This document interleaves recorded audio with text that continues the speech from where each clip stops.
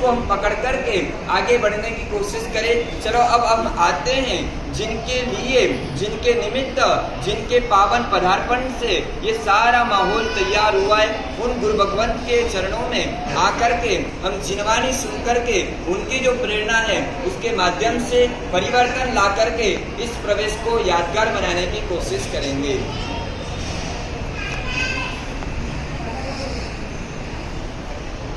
सारं मे तन्मया लब्धा श्रुतावधेरवगाहना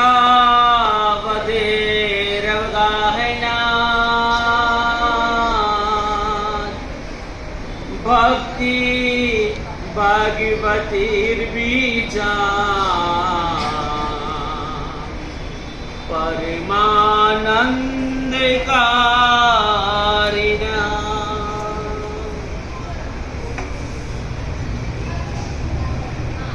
महामहोपाध्याय यशो विजय जी महाराजा ने ये द्वादशिका ग्रंथ के अंदर अपना अनुभव का निचोड़ इसमें रख दिया। इस श्लोक के माध्यम से एक साधक, एक श्रावक को नियम था कि हर रोज दिन में एक बार, जब भी वक्त मिले तभी एक बार परमात्मा का दर्शन और गुरु भगवंत विराजमान हो तो गुरु भगवंत का वंदन अवश्य करना। आप सभी को नियम है कि नहीं?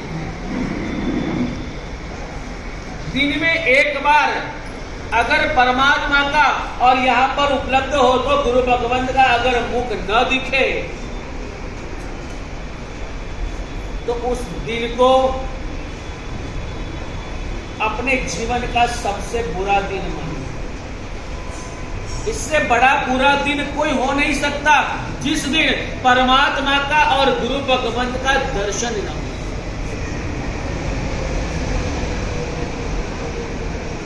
श्रावक जब भी उनको टाइम मिलता, कभी कभार सुबह आ जाता तो कभी कभार दोपहर को, कभी शाम को, कभी रात को भी उनको जब टाइम मिले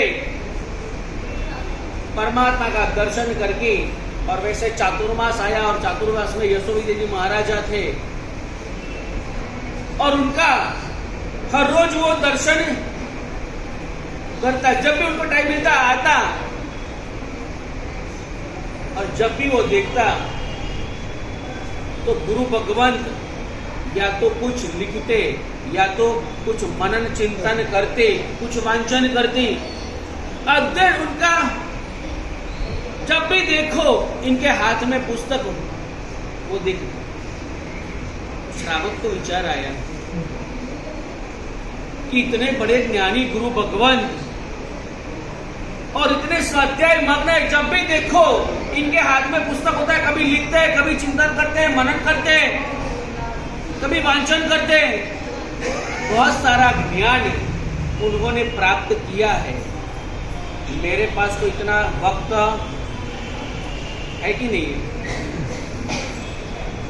आपको पूछा जाए आयुष भैया इतना बड़ा वक्त, तो बोले इतना तो वक्त हमारे पास नहीं है, क्योंकि बहुत सारे काम हम संसार के लेकर के बैठे हैं, आदि व्याधि उपाधि में फंसे हुए हैं ललित भैया जी। तो इतना वक्त हमारे पास नहीं है कि इतने सारे शास्त्र, इतने सारे आगम, इतने सारे ग्रंथ हम पढ़ सके और उनका सार हम प्राप्त कर सके। वो गुरु भगवंत के पास आया और गुरु भगवंत को कहा कि महाराज साहब, आपने तो आपके जीवन में बहुत कुछ प्राप्त कर लिया है, मैं तो साफ अज्ञान हूं, लेकिन चंद लाइनों में, जैसे मैंने चंद्र जी महाराज ने कहा नहीं कि मुझे चंद लाइन याद आ गई, 2 लाइन, जैसे नरेंद्र भाई बोलता है वैसे मुझे भी 2 लाइन याद आ गई। इस तरह से वो श्रावक गुरु भगवंत को कहता है कि भगवंत मेरे पास ज्यादा वक्त नहीं है। मैं पूछता हूं आपको कि ज्यादा आपके पास वक्त नहीं है या ज्यादा आपको इंटरेस्ट नहीं है?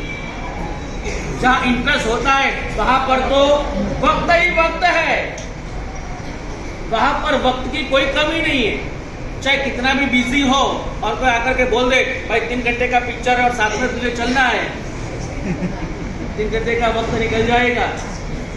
तुम्हारी किटी पार्टी हो, वक्त निकल जाएगा। लेकिन कोई धर्म की आराधना, धर्म की उपासना के लिए बोलेंगे तो बोलेंगे अभी मेरे पास वक्त, अब इतना सुधार कर दो बोलने में, मुझे इंटरेस्ट नहीं। अब क्या बोलना, कोई पूछे धर्म आराधना की बात करे और आपको नहीं जाना है तो सीधे सीधा उनको बोल दो कि भाई मुझे इंटरेस्ट नहीं है, बाकी वक्त तो मेरे पास, मुझे निकालना है तो मेरे पास वक्त तो है। साहब ने पूछा कि भगवान मेरे पास वक्त नहीं है, मैं संसार में इतना उलझा हुआ हूं, मुझे केवल 2 लाइन में आपने अपने जीवन में जितने भी शास्त्र पढ़े हो उन सारे शास्त्रों का सार मुझे 2 लाइन में सुनना पॉसिबल होता है? आप कहोगे कि पॉसिबल नहीं है, लेकिन जिन शासन तो कहता है एवरीथिंग इज पॉसिबल। आपको यदि कहा जाए कि एक जग भर के दूध आपको पीना है एक ही सिटिंग में, आप क्या कहोगे? इम्पॉसिबल, शक्य ही नहीं है, मैं इतना सारा दूध एक साथ में पी नहीं सकता।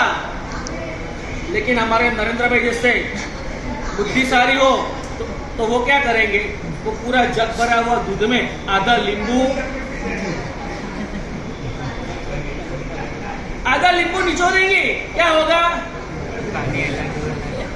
दूध फट जाएगा और दूध की जो भी मलाई है, दूध का जो भी सार है वो नीचे बैठ जाएगा। एक जग दूध का, जैसे आप बोलते हैं पनीर, कितना होगा?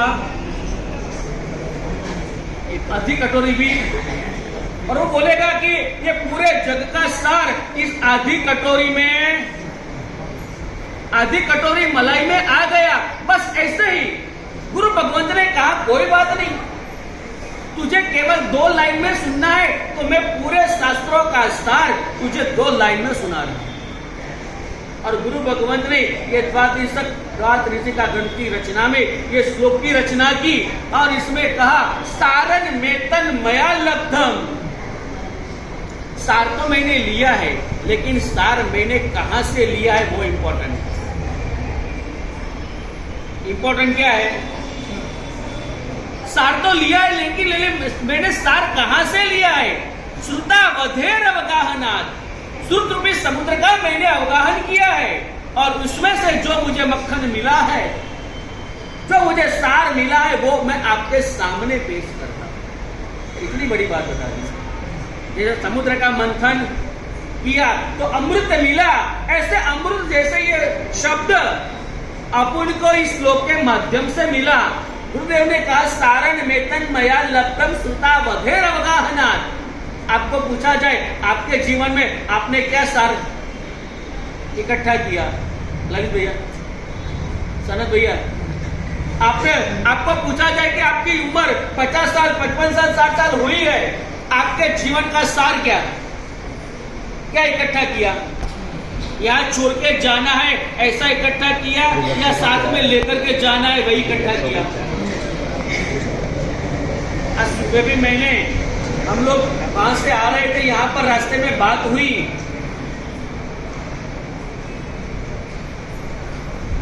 धर्म में राशि खर्चने के लिए भी पुण्य जरूरी है। कितनी बड़ी बात बता दी। पुण्य कमाने के लिए भी पुण्य की आवश्यकता है, इसके बिना पुण्य नहीं होता तो ये पुण्य बांधने का अवसर भी आपको नहीं मिलता।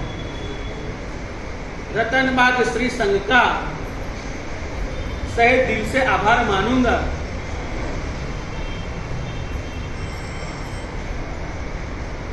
श्री संघ में चातुर्मास की आराधना करने हेतु जब नरेंद्र भाई ने विनंती की गुरुदेव के